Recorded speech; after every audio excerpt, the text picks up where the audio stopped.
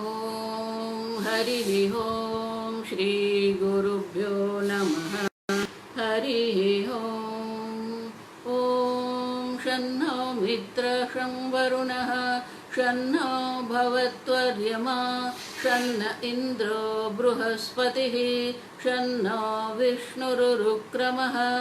नमो ब्रह्मणे नमस्ते वायो त्वमेव प्रत्यक्षं ब्रह्मासि त्वमेव प्रत्यक्षं ब्रह्म वदिष्यामि ऋतं वदिष्यामि सत्यं वदिष्यामि तन्मामवतु तद्वक्तारमवतु अवतु माम् अवतु वक्तारम्। ॐ शान्ति शान्ति शान्तिः। ॐ भद्रं कर्णेभिः शृणुयाम देवाः भद्रं पश्येमाक्षभिर्यजत्राः स्थिरैरङ्गैः स्तुष्टुवागुंसस्तनूभिः व्यशेम देवहितं यदायुः।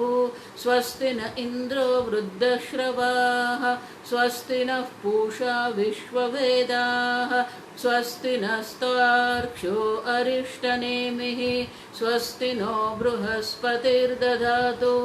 ॐ शान्ति शान्ति शान्तिः। ॐ सहना भवतु सहनौ भुनक्तु सह वीर्यं करवावहै तेजस्विनावधीतमस्तु मा विद्विषावहै। ॐ शान्ति शान्ति शान्तिः।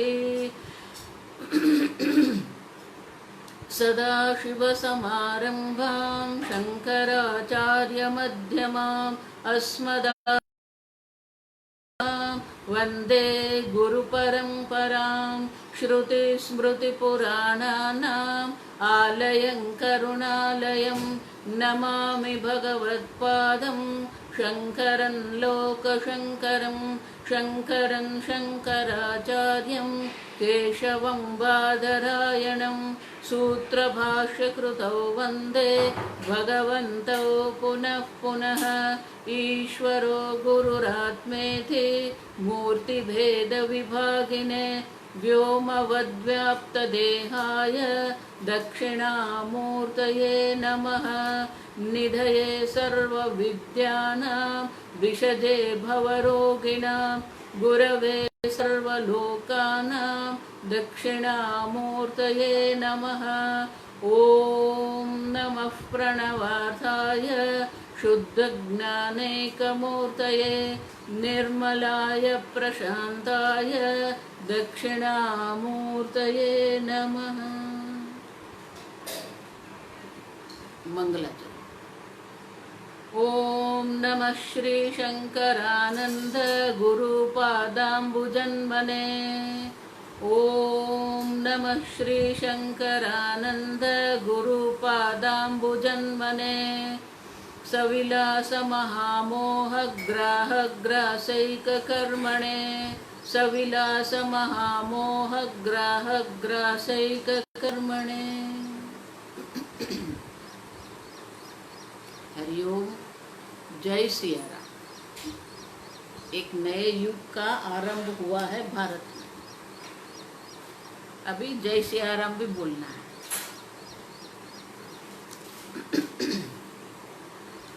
अब तक हमने त्वम पद विवेक देख लिया। मंगलाचरण के दूसरे श्लोक में बताया था तत्व विवेकोयम विधीयते। तो तत्व का विवेक करना है तो दो प्रकार से विवेक करना पड़ेगा, त्वम पद विवेक और पद विवेक।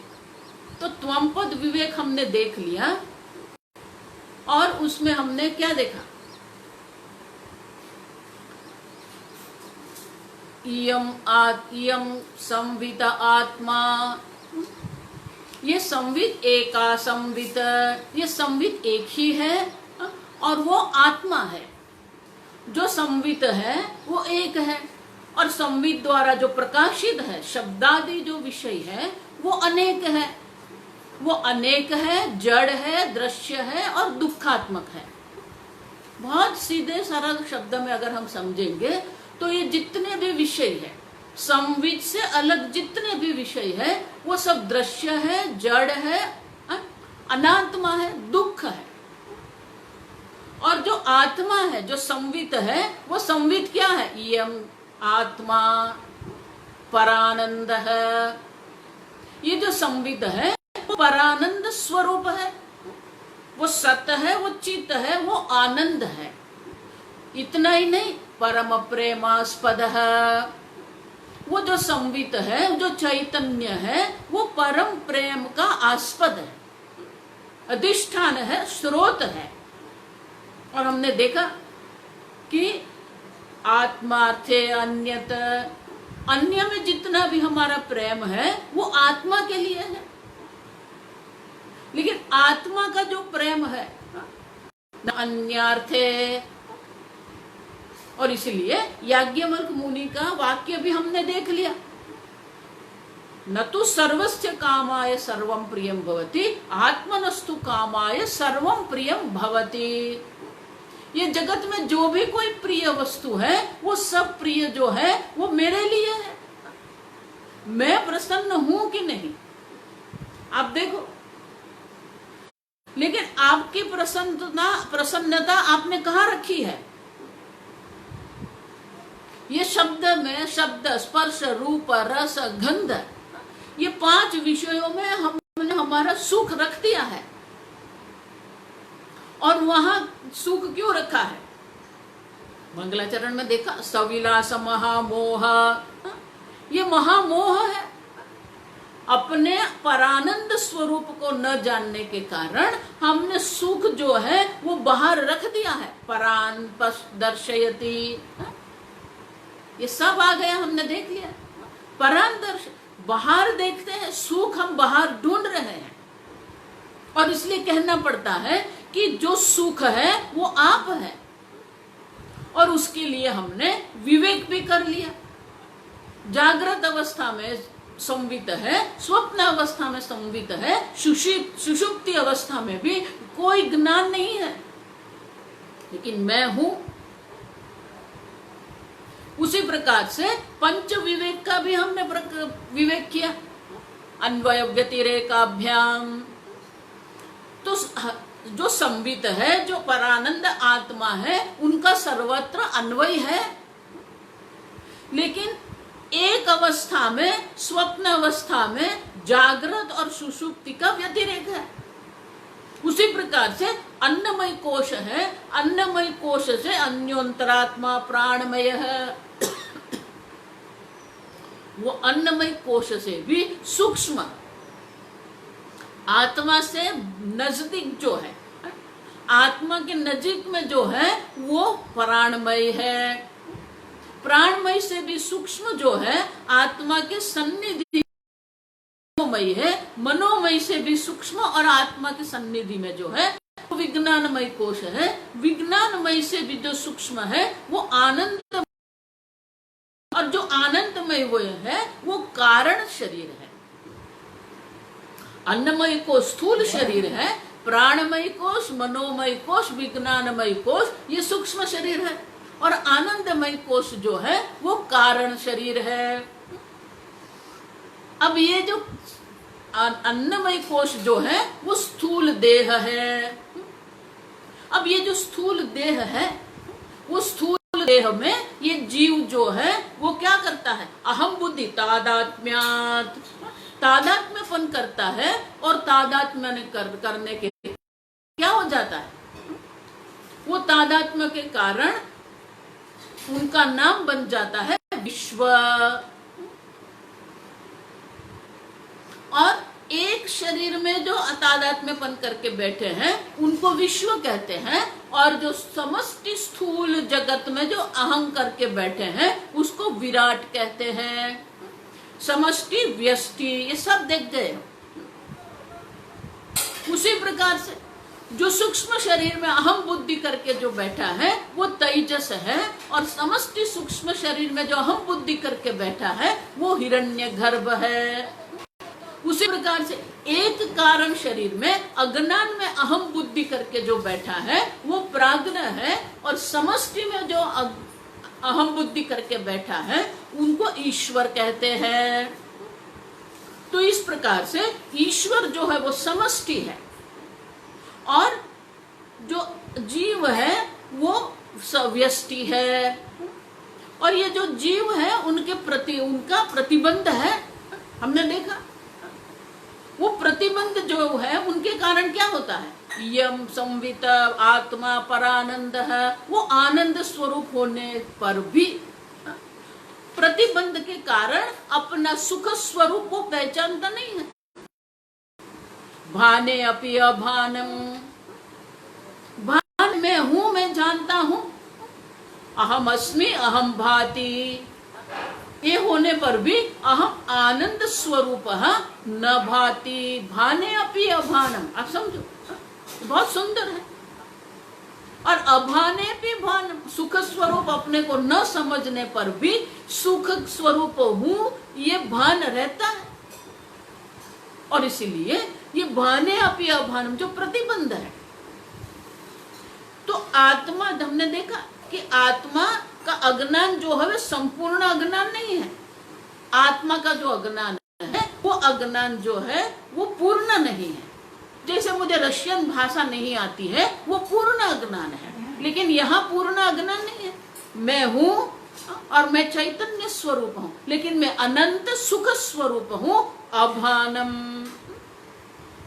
माने कि सामान्य ज्ञान है, विशेष ज्ञान नहीं है।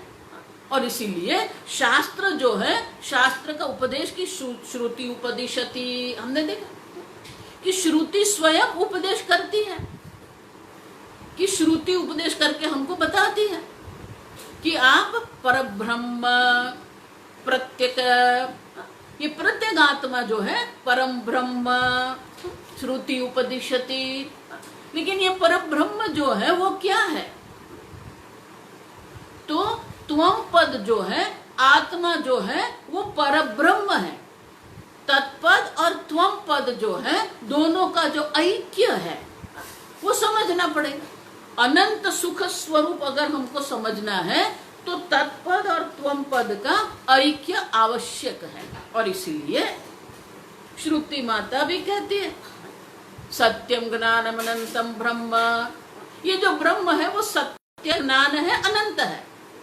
लेकिन ये ब्रह्म कहाँ है, यो वेद निहितं गुहायाम, जो अहंतया स्फुरतिरुत्स्वय, जो अहम स्वरूप जो हृदय में स्फुरित हो रहा है, जो आत्मा जो हृदय में स्फुरित हो रहा है वो आत्मा है, वही पर ब्रह्म है। अब समझो, सारे उपनिषद ऐक्य की बात करते हैं। सत्यम ज्ञानम अनंतम ब्रह्म जो है वही आपके हृदय में अहम है। गीता में भगवान वही कहते हैं, इदम शरीरम कौन्तेय क्षेत्रमिति अभिधेयते, क्षेत्रम अभिजानाति क्षेत्रज्ञ। जो क्षेत्र को जानने वाला है वो क्षेत्रज्ञ है। जो क्षेत्रज्ञ है वो कौन है, एक शरीर में क्षेत्रज्ञ नहीं। भगवान कहते हैं क्षेत्रज्ञम चापि माम विद्धि, जो ईश्वर है, जो परब्रह्म है वही क्षेत्रज्ञ है। और इसीलिए ये ऐक्य का ज्ञान के बिना हमें परम सुख स्वरूप आत्मा की अनुभूति नहीं होती है। ऐक्य के बिना अनुभूति अशक्य है। और इसीलिए यहाँ विद्यारण्य मुनि आगे कहते हैं एतावत ग्रंथ संदर्भेण सफलस्य तत्वज्ञानस्य निरूपित्वात्। अब देखो, अभी तक जो हमने देख लिया वो त्वम पद हमने देख लिया, और वो जो त्वम पद हमने देखा है वो तत्व उनका जो है वो भी देख लिया। वो परम सुख स्वरूप है, लेकिन वो परम सुख स्वरूप हम समझ नहीं सकते हैं, और इसलिए उनको समझना पड़ेगा। इसलिए वेदांत जो है वो ब्रह्म ज्ञान नहीं है। आप समझो, वेदांत आत्मज्ञान नहीं है। वेदांत जीव और ईश्वर का ऐक्य है। जब तक ऐक्य की अनुभूति नहीं होगी तब तक ये परम सुख स्वरूप आत्मा की अनुभूति शक्य नहीं है। महाराज श्री इसलिए हमेशा कहते थे कि एक शरीर में बैठकर अगर हम कहेंगे मैं पर ब्रह्म हूँ तो वो वेदांत नहीं है। जीव और ईश्वर का ऐक्य का ज्ञान होना चाहिए। और जीव जो है वो जीव अपने को जागृत अवस्था वाला, स्वप्न अवस्था वाला, सुषुप्ति अवस्था वाला मानता है।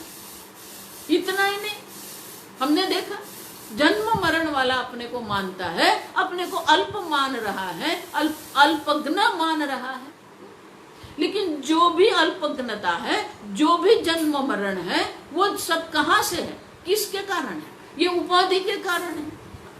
तो जो उपाधि के कारण है वो स्वरूप नहीं हो सकता। हमने देखा कि स्फटिक जो है वो निरंगी है, लेकिन उनके बाजू में अगर हम लाल रंग का पुष्प रख देते हैं तो वो स्फटिक लाल रंग का दिखता है। तो जो पुष्प है वो स्फटिक का लाल रंग दिखने के लिए उपाधि है। हम जो हिंदी में, गुजराती में जिसको उपाधि कहते हैं, वो उपाधि यहाँ नहीं है। उपाधि मानी कि उपसामीप्य, स्थित्व, नजीक रहकर स्वीयान गुणान परान धत्ते इति उपाधि ही। बाजू में बैठकर अपने गुण दूसरे पर लाद देना जो है वो उपाधि है। तो जो जपा कुसुम का जो पुष्प है वो लाल रंग का पुष्प है, वो लाल रंग स्फटिक पर डाल देता है। उसी प्रकार से जो स्थूल शरीर है, सूक्ष्म शरीर है, कारण शरीर जो है वो उपाधि है। क्यों? हमने देखा अन्य अध्यास हो गया है। जो उपाधि माने कि स्थूल शरीर का सानिध्य होने के कारण स्थूल शरीर के जितने भी गुण है वो गुण हमने आत्मा पर अध्यारोप कर दिया है। सूक्ष्म शरीर का जितने भी गुण है वो सब गुण हमने आत्मा पर अध्यारोपित कर दिया है। अब समझो, प्राणमय कोश जो है वो क्या है? वो क्रिया शक्ति है, लेकिन वो क्रिया शक्ति जो है वो कर्म रूप है। मनोमय जो है वो इच्छा शक्ति है, वो संकल्प विकल्पात्मक है, वो करण स्वरूप है। एक कर्म स्वरूप है, एक करण स्वरूप है। और जो विज्ञानमय कोश जो है वो क्या है? अब देखो, वो ज्ञान शक्ति है। वो ज्ञान शक्ति जो है वो कर्तृत्व जो है वो कर्तृत्व का भी अध्यारोप आत्मा पर हम कर लेते हैं। विज्ञानम कर्ता, वो तैत्तिरीयोपनिषद में कहते हैं ये जो विज्ञानमय कोश है वो कर्ता है। तो प्राणमय कोश के कर्म, विज्ञानमय कोश के करण और मनोमय कोश के करण और विज्ञानमय कोश के जो कर्तृत्व है वो सबका हमने आत्मा पर अध्यारोप कर दिया है। उसी प्रकार से आनंदमय कोश जो है वो आनंदमय कोश जो है वो भोक्तृ स्वरूप है, वो भोक्तृत्व का भी हमने आत्मा पर अध्यारोप कर दिया। माने कि ये जो है वो पंचकोश जो है वो उपाधि है। वो उपाधि जो है वो आत्मा पर अपने गुण अध्यारोपित करते हैं। और इसलिए जीव जो है अपने को कर्ता भोक्ता मान रहा है। और जब तक कर्तृत्व भोक्तृत्व है तो करण भी है, कर्म भी है। आप समझो, तो ये अध्यारोप की निवृत्ति करनी पड़ेगी। और इसलिए हमने देखा अन्वय व्यतिरेकाभ्याम, वो व्यतिरेक करना पड़ेगा। प्राणमय में आत्मा है, स्वामी जी इसलिए बहुत बढ़िया कहते थे। हमने देखा था एक्टर जो है, अभिनेता जो है वो अभिनय कर रहा है।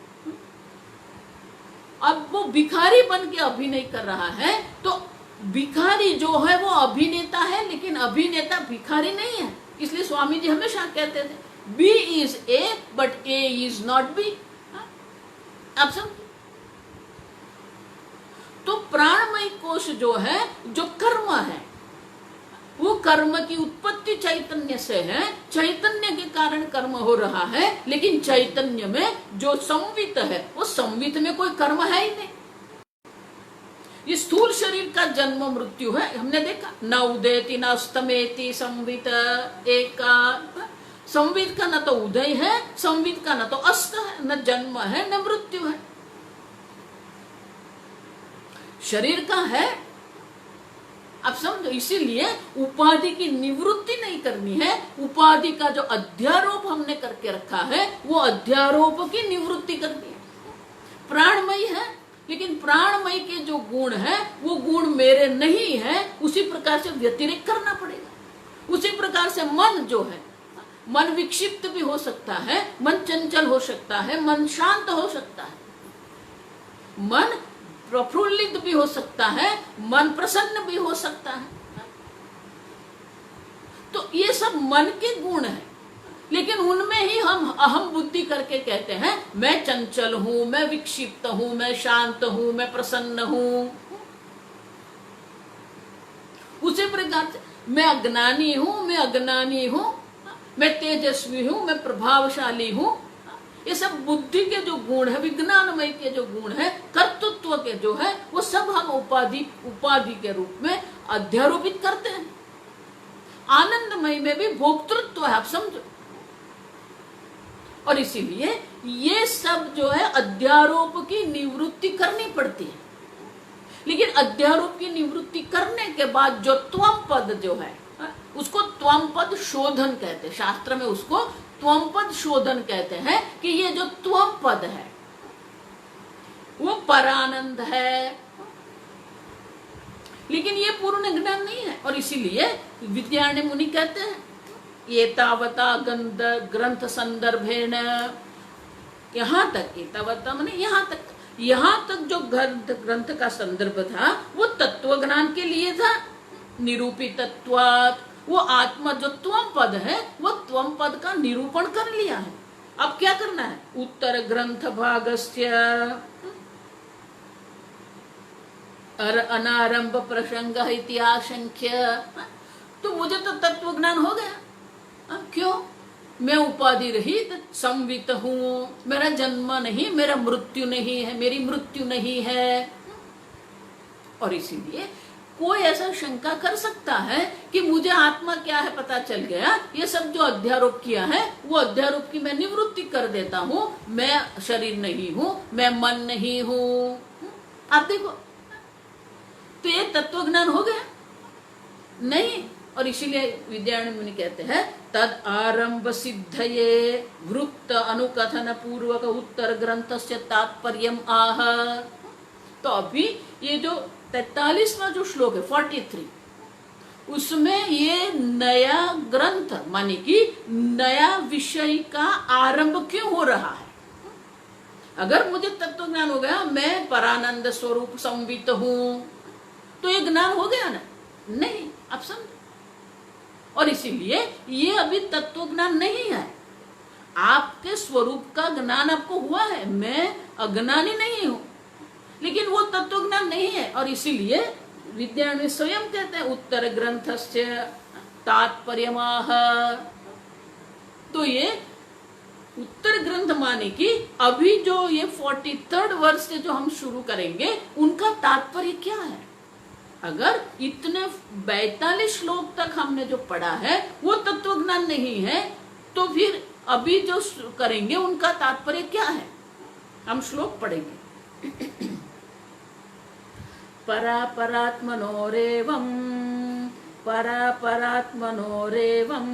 युक्त्या संभावितैकता तत्त्वमस्यादिवाक्यैः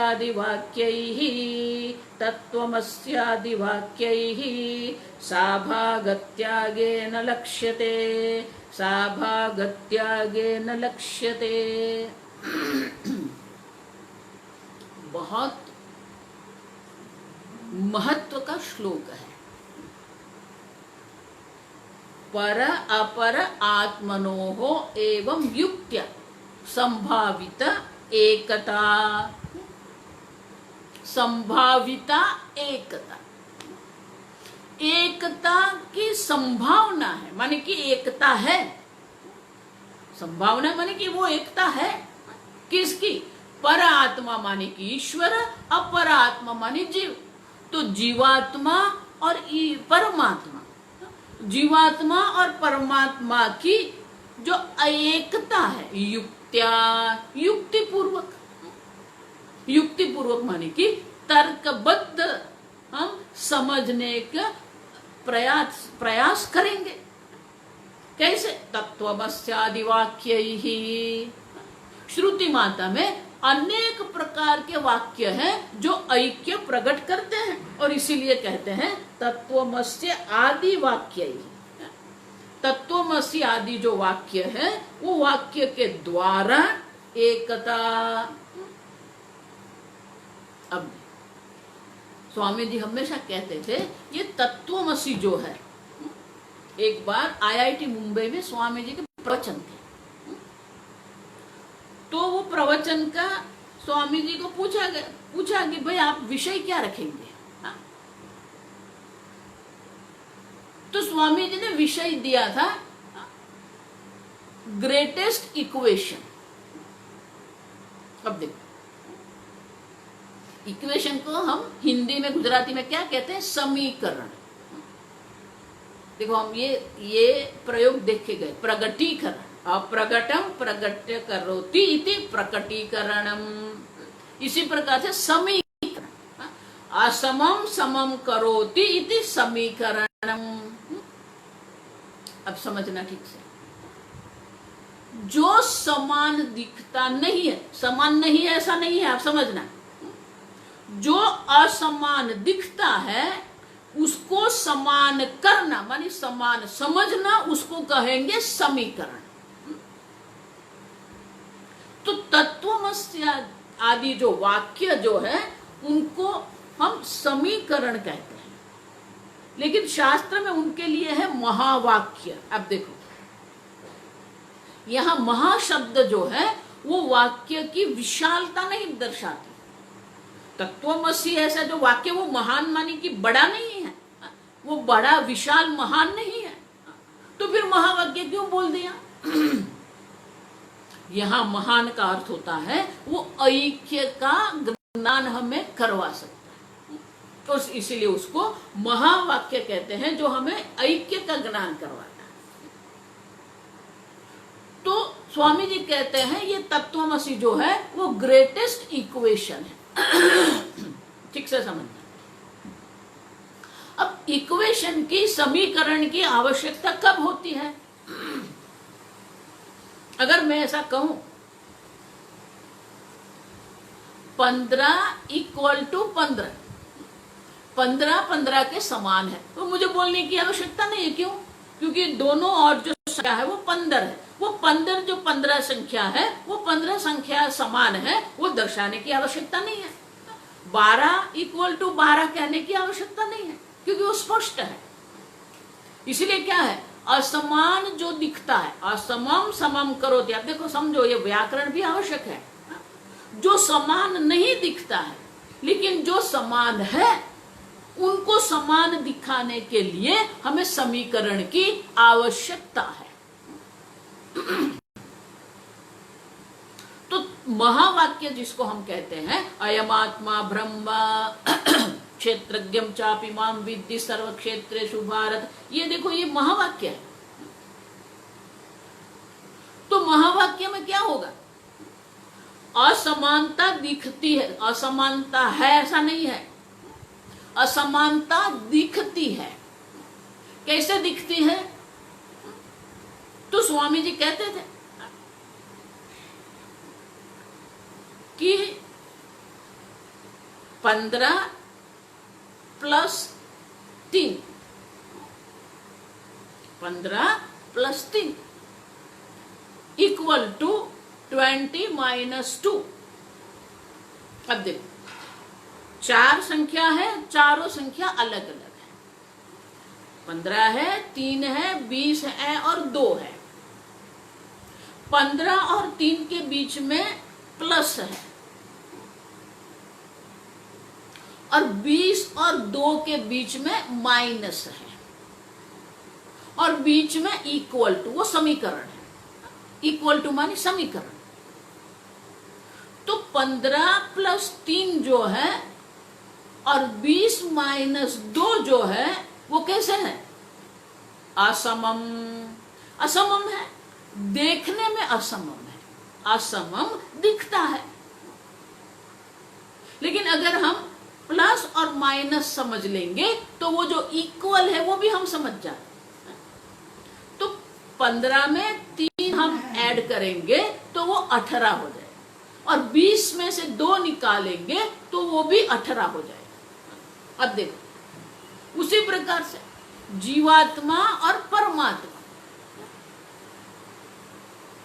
तो जीवात्मा जो है और जो परमात्मा है वो देखते कैसे? असमम। वो असमम दिखते हैं। क्यों?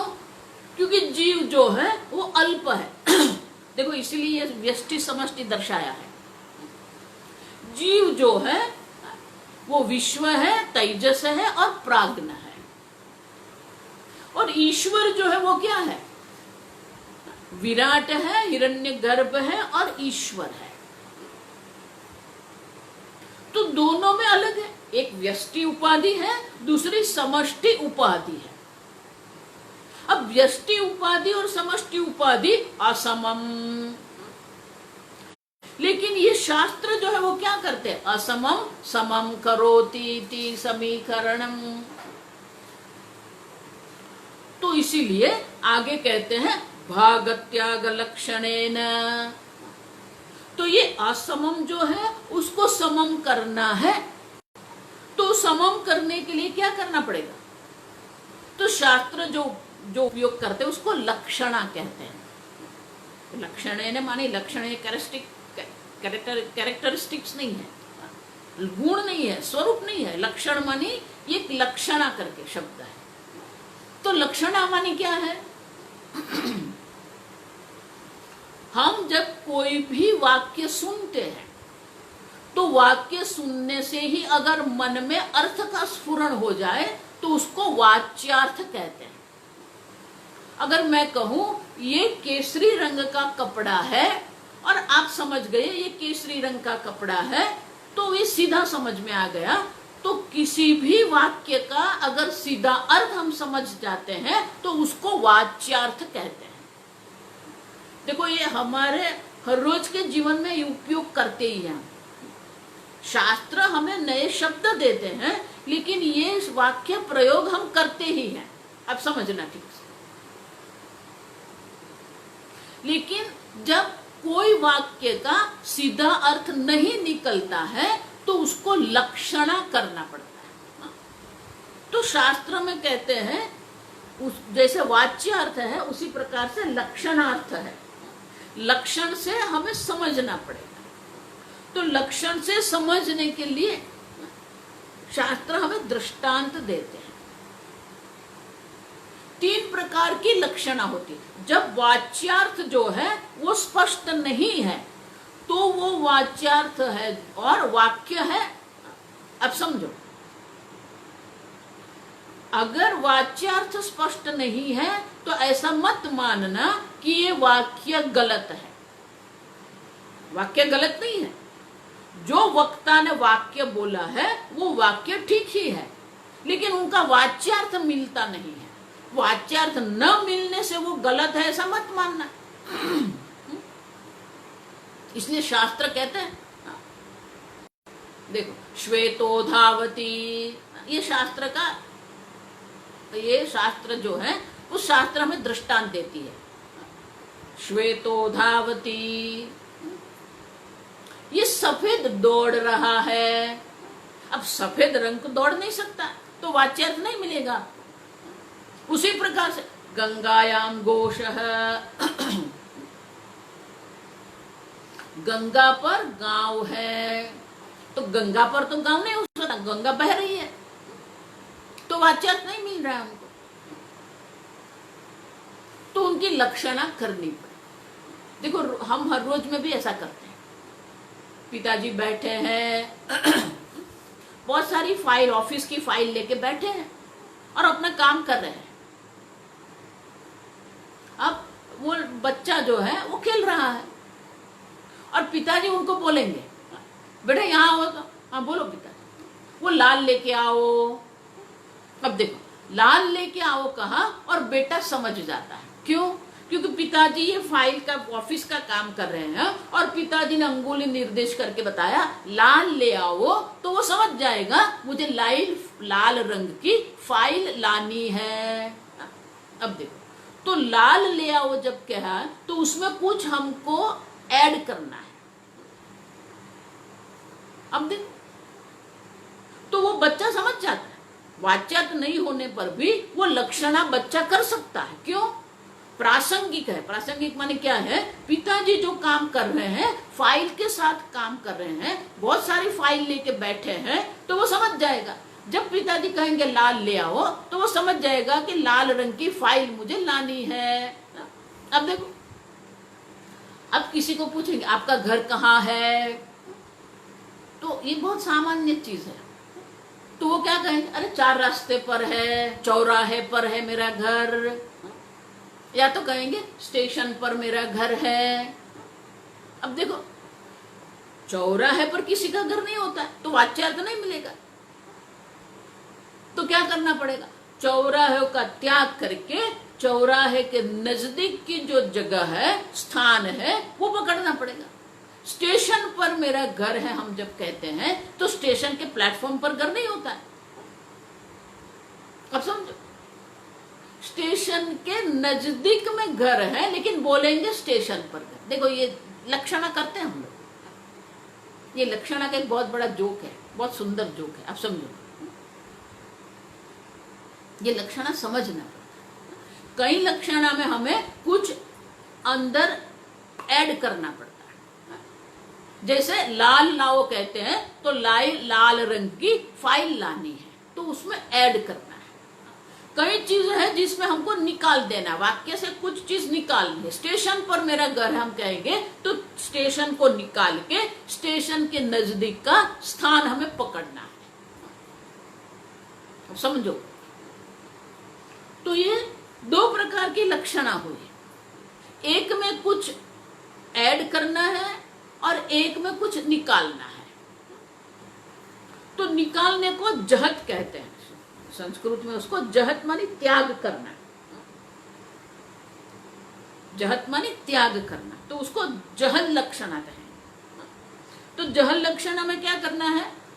स्टेशन पर मेरा घर है हम कहेंगे, या तो कहेंगे गंगायाम घोष है, गंगा पर गांव है, तो गंगा का त्याग करके क्या करना पड़े? गंगा के किनारे पर, तट पर गांव है, तो उसको जहल लक्षणा कहते। क्यों? कि कुछ त्याग कर दिया। वाक्य में जो है, वाक्य में से किसी का त्याग हो गया, और इसीलिए उसको त्याग कहते हैं, जहल लक्षणा कहते हैं। अगर वाक्य में कुछ हमको ऐड करना है, तो उसको अजहल लक्षणा मानी कुछ त्याग नहीं करना है। अजहल लक्षणा मानी किसी भी शब्द का त्याग करने की आवश्यकता नहीं है, तो उसको कहेंगे अजहल लक्षण। श्वेतो धावती जब हम कहते हैं सफेद दौड़ रहा है, तो वो सफेद क्या कहेंगे? श्वेतः अश्वः धावती।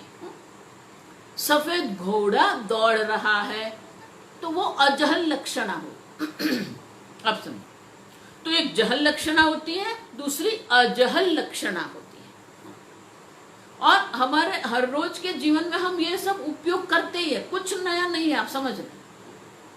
हमारे हर रोज के जीवन में प्रसंग के अनुरूप हम समझ जाते हैं। अब वो ले आओ, तो वो माने क्या? वो समझ जाते हैं हम लोग। टीचर है, मम्मी है, पापा है, जो भी कुछ हमको ब्रदर है, किसी के साथ हम बात करते हैं, और अगर वो ऐसा कहेंगे जिसका वाच्यार्थ नहीं है, लेकिन हम लक्षणा से समझ जाते हैं कि क्या कहना चाहते हैं, तो उसी प्रकार से वो जहल लक्षणा होती है, अजहल लक्षणा होती है। अब ठीक से समझो, तो दोनों लक्षणा जो है, एक में त्याग करना है और एक में कुछ ऐड करना है। अब तीसरे प्रकार की लक्षणा है, वो तीसरे प्रकार की जो लक्षणा है उसमें दोनों है, जहत अजहल लक्षणा। जहत अजहल लक्षणा, कुछ त्याग करना है और कुछ रहने देना है, जैसा है वैसे ही रहना। तो इसलिए यहाँ वो जहल अजहल लक्षणा की जगह पर विद्यारण्य मुनि कहता है भागत्यागेन लक्षणेन। तो जहल अजहल लक्षणा जो है उनका दूसरा नाम है भाग त्याग लक्षणा। एक एक भाग को रहने देना है और दूसरा जो भाग है उसका हमें त्याग करना है, और इसलिए कहते हैं भाग त्याग लक्षण। ये विद्यारण्य मुनि कहते हैं कि तत्वमस्य आदि जो वाक्य है, जो महावाक्य जो है उनको समझना पड़ेगा, लेकिन उनको समझेंगे कैसे? भाग त्याग लक्षणेन। और इसलिए कहते हैं भाग त्याग लक्षणा द्वारा, तत्वमस्य आदि वाक्य द्वारा जीवात्मा और परमात्मा का ऐक्य जो है वो हम समझ सकते हैं। संभाविता माने क्या है? युक्त्या संभाविता माने कि युक्ति पूर्वक हम वो समझ सकते हैं। अब तो तत्वमसि, दो चीज हो गई, आप समझो ठीक से। तत्वमसि जो है वो समीकरण है, और समीकरण माने कि जो असमान दिखता है उसको समान समझना है। असमम समम करोति इति समीकरण एक। दूसरा क्या है? ये जो तत्वमस्य आदि वाक्य जो है उनको हम समम कैसे करेंगे? समान करना है, समीकरण माने समान करना है, तो समान करने के लिए भाग त्याग लक्षण की आवश्यकता है। और इसलिए कहते हैं सा एकता, सा संभाविता एकता भाग त्यागेन लक्ष्यते। वो जो एकता तत्वमस्य आदि द्वारा जो एकता का निरूपण किया गया है, वो एकता हम कैसे समझेंगे? भाग त्याग लक्षण से हम वो समझ सकते हैं। और इसीलिए जो असमान है उनका हमें त्याग करना है, और जो समान है उसको हम रखेंगे, और इसीलिए उसको कहते हैं भाग त्याग लक्षण। तत्वमस्यादि वाक्य ही स्पष्टम भाग त्यागेन विरुद्ध अंश परित्यागेन। शास्त्र में उसको क्या कहते हैं? जो असमान अंश है, जो विरुद्ध अंश जो है, विरुद्ध अंश परित्यागेन लक्ष्यते। अगर हम विरुद्ध अंश का त्याग कर देंगे तो जो समान अंश है हम स्पष्ट रूप से समझ सकते हैं। और इसके लिए दृष्टांत देते हैं तरंग और समुद्र।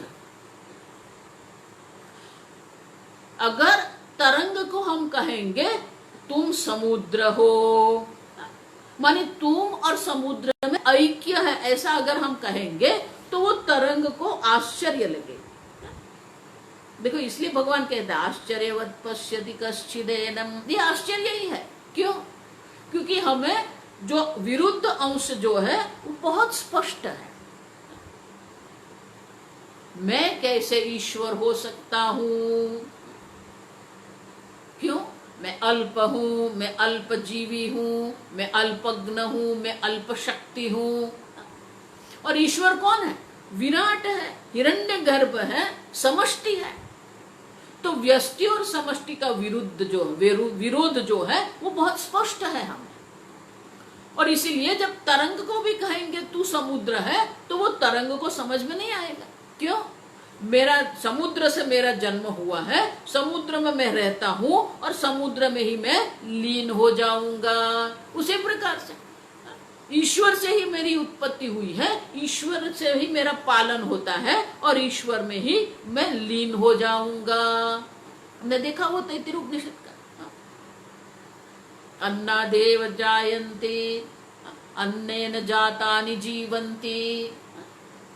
अन्न से ये सब उत्पन्न हुआ है, अन्न में ही रहता है और अन्न में ही लीन हो जाता है। अब देखो तो वो ईश्वर तो वो है जिससे हमारे जन्म हुआ है, ईश्वर तो वो है जो हमारा पालन कर रहा है, ईश्वर वो है जिसमें ये सब अव्यक्त अवस्था प्राप्त करते हैं। तो तरंग को भी वही ज्ञान है, वही समझ है कि समुद्र से मैं उत्पन्न हुआ हूं, समुद्र में मैं रहता हूं और समुद्र में ही मुझे लीन हो जाना है।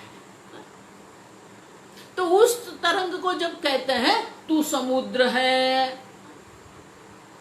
तो समुद्र को भी वो समुद्र तरंग को भी वो भाग त्याग लक्षण करना पड़ेगा। अब देखो देखो इसलिए एका संवित जो है ना, वो पूरा जो एका संवित का जो हमने विवेक किया है वो बहुत आवश्यक है। क्योंकि जो विरुद्ध अंश है वो मैं नहीं हूं, ऐसा स्पष्ट कर दिया। अन्नमय मैं नहीं हूं, प्राणमय मैं नहीं हूं, मनोमय मैं नहीं हूं, विज्ञानमय मैं नहीं हूं, आनंदमय मैं नहीं हूं। ये सब विरुद्ध अंश है। आप समझो, ये विरुद्ध अंश जो उपाधि है वो उपाधि मैं नहीं हूं। एका संवित न उदेति न अस्तमेति। एक जो चैतन्य स्वरूप आत्मा है वो असंग है, निर्विकारी है। ये उपाधि है वो विकारी है, आनंदमय भी विकारी है, क्योंकि उनमें भी 3 प्रकार की वृत्ति है, प्रिय, मोद, प्रमोद, ये विकार है। आप समझो। लेकिन आज जो एक जो संविद है जो सबको प्रकाशित करती है, वो संविद कैसी है? निर्विकारी है, असंग है, साक्षी स्वरूप है। तो ये त्वम पद का विवेक करके हमने जो विरुद्ध अंश है उसका त्याग कर दिया, और इतना हमने समझ लिया, मैं असंग चैतन्य हूं, निर्विकारी चैतन्य हूं। लेकिन जो परम ब्रह्म है वो परम ब्रह्म जो है उसमें अभी हमने तत्व विवेक नहीं किया है,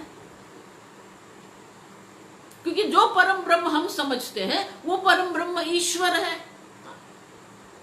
वो समष्टि है,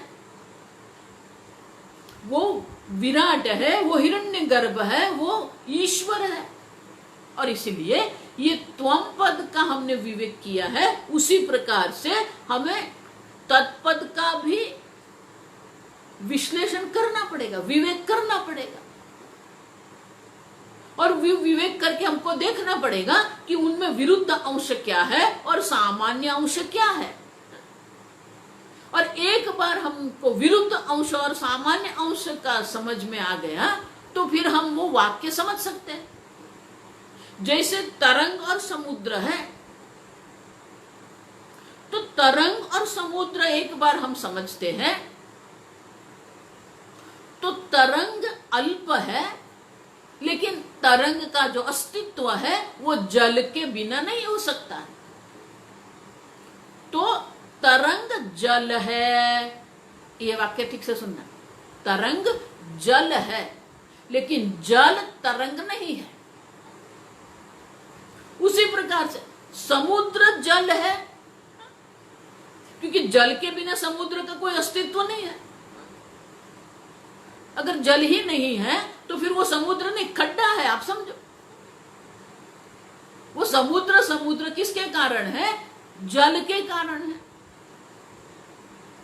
तो समुद्र जल है, लेकिन जल समुद्र नहीं है। तरंग जल है, लेकिन जल तरंग नहीं है। जल के बिना न तरंग का अस्तित्व है, जल के बिना न समुद्र का अस्तित्व है। तो जो तरंग जो है, जो अल्पता है, वो विरुद्ध अंश है, उसको हम निकाल देंगे। समुद्र जिसको कहेंगे, समष्टि जिसको हम कहेंगे, वो विरुद्ध अंश है, उसको हम निकाल देंगे। जो सामान्य अंश है वो जल है। अब देखो, तो जब तरंग को कहेंगे तू समुद्र है, तो तरंग को समझना पड़ेगा, लक्षणा करनी पड़ेगी कि जो विरुद्ध अंश है वो मैं नहीं हूं, जो सामान्य अंश है वो एक ही है।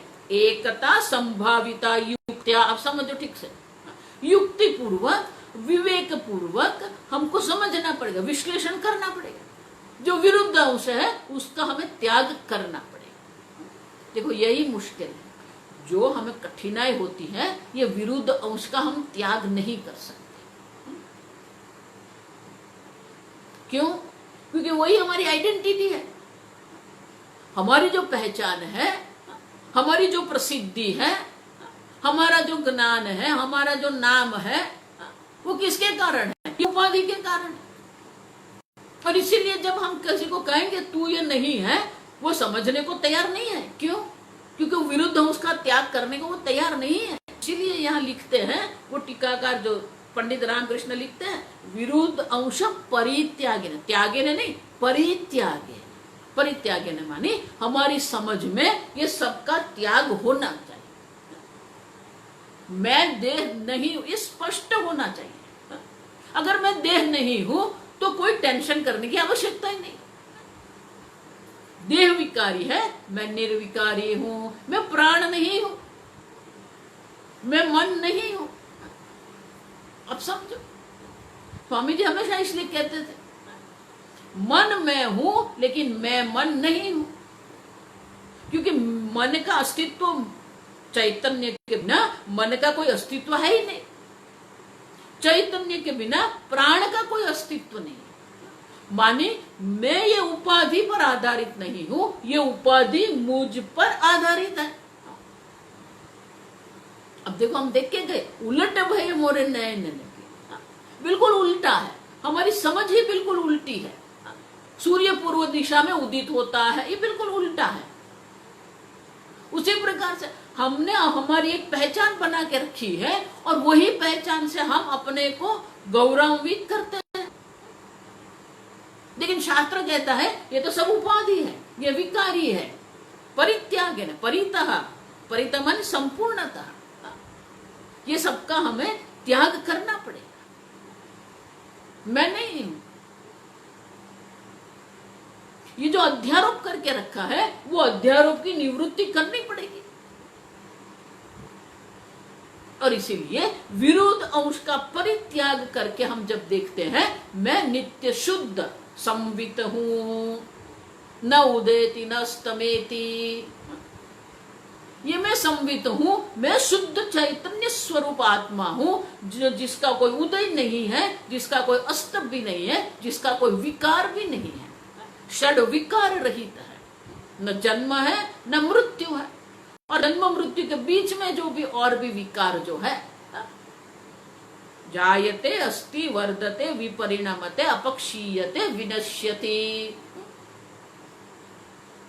तो ये सब हमारी समझ में हमें देखना पड़ेगा। ये विरुद्ध अंश का त्याग करना पड़ेगा। ये मैं नहीं हूं, देह मैं नहीं हूं, स्थूल देह मैं नहीं हूं, सूक्ष्म देह भी मैं नहीं हूं। जगत में व्यवहार करने के लिए सब है। इसलिए भगवान कहते हैं 5वें अध्याय, पश्यन् शृण्वन् स्पृशन् जिघ्रन् अश्नन् गच्छन् स्वपन् श्वसन् प्रलपन् विसृजन्, ये सब है। हम देखते भी है, सुनते भी है, भोजन भी ग्रहण करते हैं, स्वाद भी ग्रहण करते हैं, सुगंध भी ग्रहण करते हैं, स्पर्श भी ग्रहण करते हैं, शब्द भी ग्रहण करते हैं। ये सब प्रक्रिया हो रही है। हम चलते हैं, बोलते हैं, ये कर्म है। इंद्रियाणि इंद्रियार्थेभ्यः वर्तन्ते इति मत्वा न सज्जते, ये सब इंद्रिया इंद्रियों के विषय में प्रवृत्त हो रही है, मैं असंग हूं, न सज्जते। अब समझो, ये समझदारी हमें करनी। इसलिए भगवान कहते हैं इति मत्वा, नैव किंचित करोमीति मत्वा। मत्वा मानी समझ से।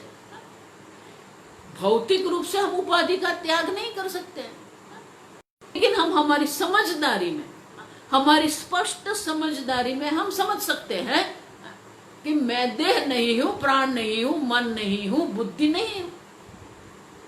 और इसलिए भगवान कहते हैं नैव किंचित करोमि, मैं कोई कर्म नहीं करता। अगर मैं करता नहीं हूं, मैं भोगता भी नहीं हूं। इति मत्वा न सज्जते, ये समझ के कारण वो कभी ये उपाधि में आसक्ति नहीं करता है। इसीलिए ये विरुद्ध अंश का त्याग, त्वम पद में हमने विरुद्ध अंश का त्याग समझ लिया है। अब जो तत्पद है, जो ईश्वर है, जो विराट है, जो हिरण्यगर्भ है, जो ईश्वर है, उनमें भी हमें विरुद्ध अंश समझना पड़ेगा, तब तो भागत त्याग लक्षण होगा। एक बार विरुद्ध अंश का त्याग हो जाएगा तो जो सामान्य अंश है वो स्पष्ट हो जाए। और इसीलिए विद्यारण्य मुनि कहते हैं कि भागत त्यागे न लक्ष्यते, जो जीव और ईश्वर की जो एकता है वो एकता ये जहल अजहल लक्षण द्वारा, भाग त्याग लक्षण द्वारा हम समझ सकते हैं। लेकिन वो समझने से पहले क्या करना पड़ेगा? अभी तत्पद हमने नहीं देखा, हमने त्वपद देख लिया है। व्यष्टि में विरुद्ध अंश हमने त्याग कर दिया है। समष्टि का जो अंश है, समष्टि जो क्या है, उनका विरुद्ध अंश क्या है, वो अभी हमें समझना है। और इसीलिए आगे वो पंडित रामकृष्ण कहते हैं, तत्वमसीति वाक्यार्थ ज्ञानस्य तद आदि पदार्थ ज्ञान पूर्वकत्व तत्पदस्य वाच्यार्थ तावद आह। तो त्वम पद का वाच्यार्थ भी हमने समझ लिया, त्वम पद का लक्षण भी हमने कर लिया, लेकिन तत्पद जो है वो तत्पद का वाच्यार्थ क्या है और तत्पद का लक्ष्यार्थ क्या है, माने वाच्यार्थ में जो विरुद्ध अंश क्या है और सामान्य अंश क्या है, वो अभी हमें समझने की आवश्यकता है। और इसीलिए ये 44th जो वर्ष है, ये श्लोक से हमें अभी विद्यारण्य मुनि समझाएंगे तत्पद क्या है। पहले हम स्पष्ट रूप से समझेंगे ये तत्पद माने कि परमात्मा क्या है, पहले हम समझ लेंगे परमात्मा की उपाधि क्या है और वो उपाधि कैसी है और वो उपाधि में विरुद्ध अंश कैसे है, वो सब अभी हमको समझाएंगे। कल से हम वो तत्पद का एनालिसिस माने कि विश्लेषण हम शुरू करेंगे। ओम स्वस्ति प्रजाभ्यः परिपालयन्ताम् न्यायेन मार्गेण महिं महिषाः गोब्राह्मणेभ्यः शुभमस्तु नित्यं लोका समस्ता सुखिनो भवन्तु काले वर्षतु पर्जन्यः पृथिवी सस्यशालिनी देशोऽयं क्षोभरहितः ब्राह्मणाः सन्तु निर्भयाः। ओम सर्वेषां स्वस्तिर्भवतु सर्वेषां शान्तिर्भवतु सर्वेषां पूर्णं भवतु सर्वेषां मङ्गलं भवतु सर्वे भवन्तु सुखिनः सर्वे सन्तु निरामयाः सर्वे भद्राणि पश्यन्तु मा कश्चित् दुःखभाग् भवेत् असतो मा सद्गमय तमसो मा ज्योतिर्गमय मृत्योर्मा अमृतंगमय। ओम पूर्णमदः पूर्णमिदं पूर्णात् पूर्णमुदच्यते पूर्णस्य पूर्णमादाय पूर्णमेवावशिष्यते। ओम शांति शांति शांति। हरि ओम श्री गुरुभ्यो नमः। हरि ओम।